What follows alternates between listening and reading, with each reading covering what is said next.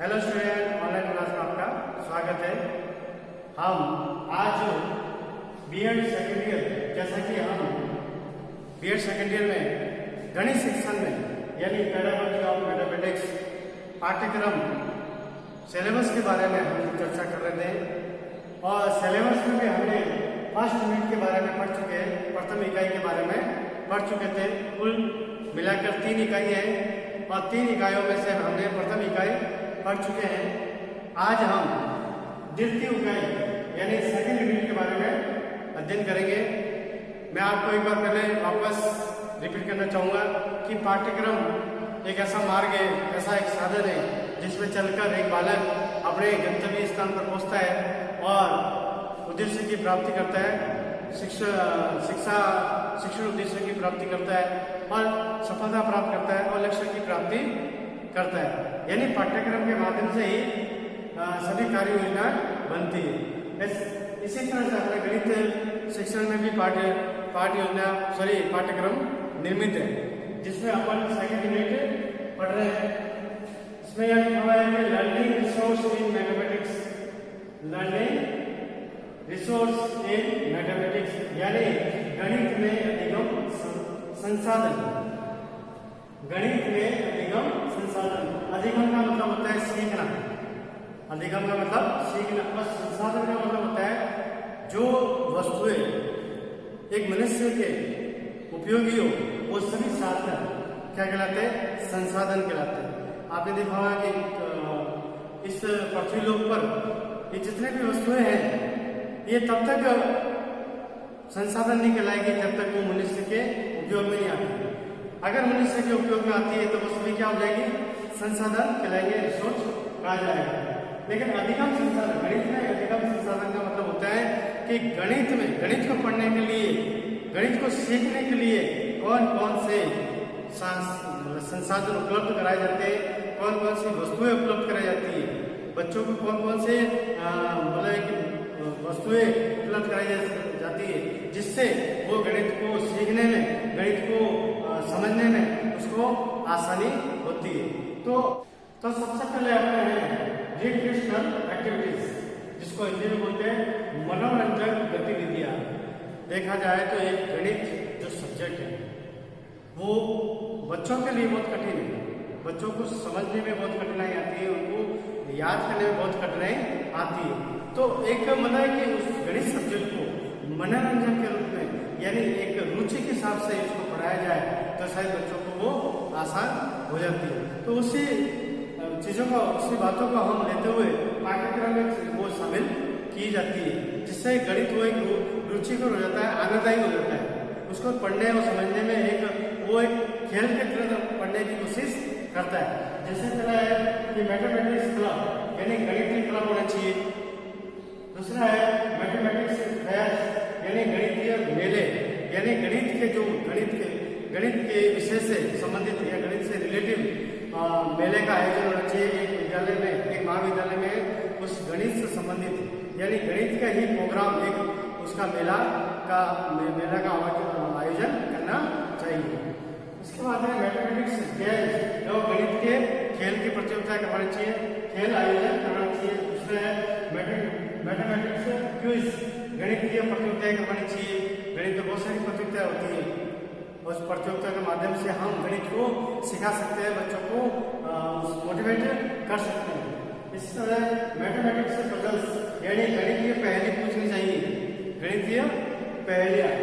फिर है mathematics project, ये गणित के जो प्रोजेक्ट होते हैं उन प्रोजेक्टों को तैयार करवाना चाहिए, यानी गणित के जितने भी प्रोजेक्ट होते हैं उनको बच्चों से तैयार करवाना चाहिए।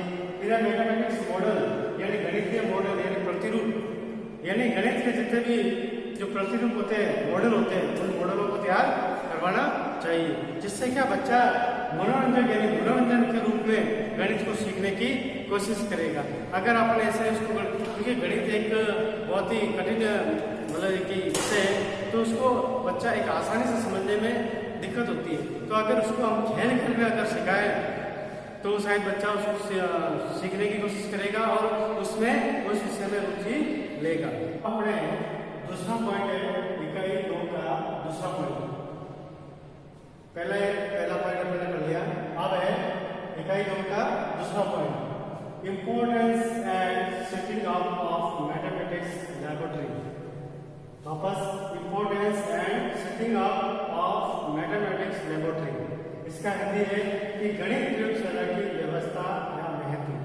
जैसे साइंस यानी विज्ञान में प्रयोगशाला हर महाविद्यालय स्तर पर और विद्यालय स्तर पर होती है, एक अलग से कमरा बनाया जाता है, वहाँ पे प्रयोगशाला हर मतलब की विषय के प्रयोग किए जाते हैं। उसी टाइप से हमारे गणित की भी एक अलग से प्रयोगशाला होती है, वहाँ पे अलग अलग से चार्ट्स बनाए जाते हैं, मॉडल बने हुए होते हैं, डायग्राम बने हुए होते हैं, तो उनको देखकर बालक सीखता है। तो हर महाविद्यालय स्तर पर, एक विद्यालय स्तर पर गणित की प्रयोगशाला की व्यवस्था होनी चाहिए। और वो मतलब एक शिक्षण में एक शिक्षार्थी के लिए, एक शिक्षक के लिए कितनी इम्पोर्टेंस रखता है, कितनी महत्वपूर्ण रखता है, उसके बारे में ये एक इकाई में पढ़ेंगे। फिर तीसरा पॉइंट है कि importance of support material online and offline resource. वापस एक बार कि importance of support material online and offline resource. Online का मतलब होता है कि मल्टीमीडिया, यानी जैसे कंप्यूटर के माध्यम से, मोबाइल के माध्यम से, टीवी के माध्यम से, रेडियो के माध्यम से, इनके माध्यम से हमें मैटर मिलना यानी विषय वस्तु मिलना। और ऑफलाइन यानी जैसे बाह्य पुस्तकों से, अखबार के माध्यम से और कई जिनके माध्यम से हमें मटेरियल यानी विषय वस्तु उपलब्ध कराई जाती है। जैसे ऑनलाइन ऑफलाइन सहायक सामग्री का महत्व। और इन जो भी मैंने नाम लिए वह गणित शिक्षण में कहाँ तक वो महत्व रखता है और इनसे, इन सामग्रियों से बच्चों को कितना सीखने को मिल रहा है, तो उसके बारे में हम इस यूनिट में अध्ययन करेंगे। अब इसके बाद में कि ऑनलाइन और ऑफलाइन सहायक सामग्री का महत्व, उनका क्या महत्व है, उसकी क्या उपयोगिता है और क्या आवश्यकता है, उसके बारे में अध्ययन करेंगे।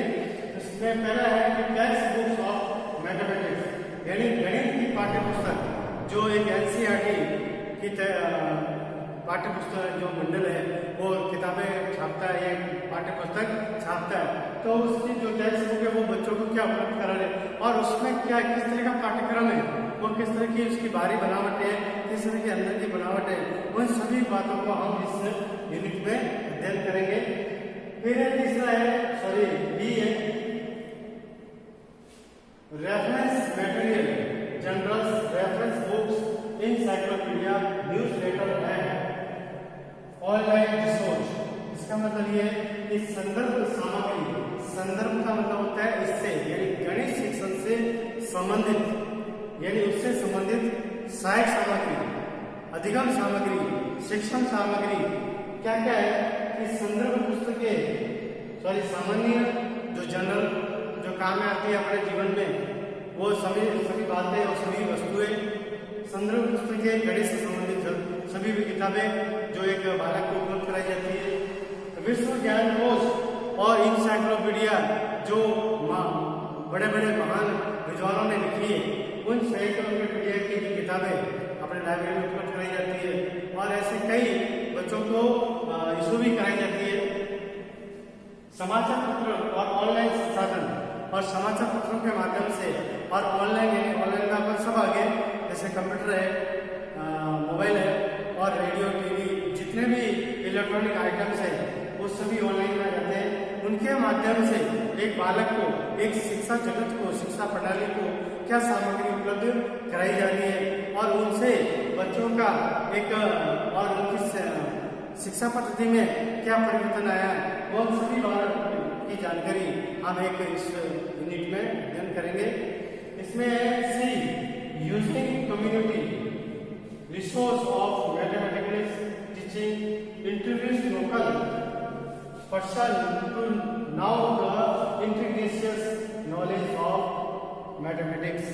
वापस एक बार बोल रहा हूँ कि using community resource of mathematical teaching, इसका मतलब ये हुआ कि गणितीय शिक्षण के लिए सामुदायिक संसाधन, गणितीय शिक्षण के लिए सामुदायिक संसाधन यानी संसाधन जगह 3 तरह के संसाधन होते हैं। एक होते हैं अंतर्राष्ट्रीय संसाधन, एक होता है राष्ट्रीय संसाधन और तीसरा होता है स्थानीय संसाधन, जो संसार से यानी दुनिया से संबंधित हो, जिसपे मतलब कानून पूरे दुनिया का हो, अंतर्राष्ट्रीय कानून हो, उस पे वो होती है अंतर्राष्ट्रीय संसाधन, जिसपे किसी भी देश का अधिकार ना हो बल्कि उस पे पूरे संसार का हक हो, तो वो होती है अंतर्राष्ट्रीय संसाधन।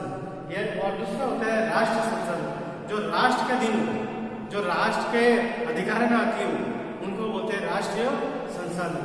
और स्थानीय संसाधन जो एक समाज के अधीन हो, जहाँ पे व्यक्ति रहता है उसके आसपास के अधीन हो। अब संसाधन क्या होता है कि वे वस्तुएं जो मनुष्य के काम आने वाली हो, उन सभी वस्तुओं को क्या कहते हैं? संसाधन। अब जैसे सड़क है, पानी है, बांध है, पेड़ पौधे हैं, हवा है, ये सब किसमें आते हैं? संसाधन में आते हैं। ऐसे वो सभी वस्तुएं जो संसाधन में आते हैं। तो शिक्षण ऐसा हो केवल बालक किताब से ही ना पढ़े, बल्कि वो वातावरण में रहते हुए, वातावरण में मतलब निवास करते हुए आसपास की जितनी भी वस्तुओं को देखते हुए वो शिक्षण प्राप्त कर सके। ऐसी हमारी पाठ्यक्रम में ये मतलब व्यवस्था होनी चाहिए। Interview local person to now the integrated knowledge of mathematics. इसका मतलब है कि स्थानीय व्यक्ति का गणित की सामान्य जानकारी का साक्षात्कार, यानी जो स्थानीय व्यक्ति यानी समाज में रहता है, समाज में रहते हुए उसका गणित के साथ में कैसा संपर्क होता है, गणित को किस तरह से वो वहन करता है, किस गणित के साथ में किस तरह से वो रोल निभाता है, उसकी पूरी जानकारी हम सेकंड यूनिट में अध्ययन करेंगे। आज हम इतना ही पढ़ेंगे, तीसरी यूनिट अगले वीडियो में अध्ययन करेंगे। अगर आप लोगों को कोई दिक्कत आती हो, किसी आवाज में परेशानी आ रही हो या कोई समझने में परेशानी आ रही हो, तो आप बिल्कुल मेरे कमेंट्स बॉक्स में लिख सकते हो और मुझे व्यक्तिगत रूप से कॉल भी करके पूछ सकते हो। पहली बात तो ये, दूसरी बात ये है कि जो भी मैं आपको लिखवा रहा हूँ उसकी मैं PDF या पूरा सारा सिलेबस है, पाठ्यक्रम है, मैं आपको ग्रुप में सेंड कर दूंगा, जो आप अच्छे से समझ लेना। और अगर फिर भी अगर समझ में नहीं आए तो आप मुझे कॉल कर सकते हो और राय ले सकते हो। धन्यवाद।